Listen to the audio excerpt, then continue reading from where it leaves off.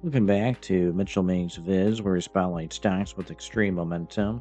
I'm Mitchell, and today we're covering Mega Fortune Company Limited, ticker MGRT, a provider of Internet of Things solutions and services across various industries, recently IPO'd on NASDAQ in July 2025.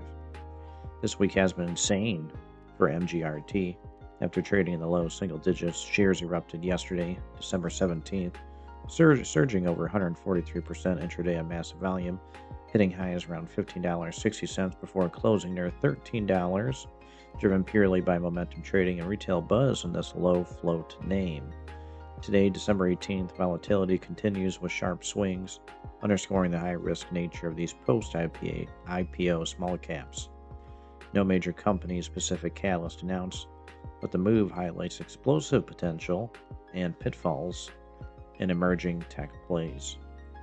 Momentum trade or quick fade? Share your thoughts below. Buy the dip, sell the rip, or stay away. Like for more volatile stock alerts, subscribe and hit the bell. Thanks for watching. See you next time on Mitchell Makes Vids. Guys, check the links in the video description below. Make some money. Become a member of my channel today. And see you in the next one.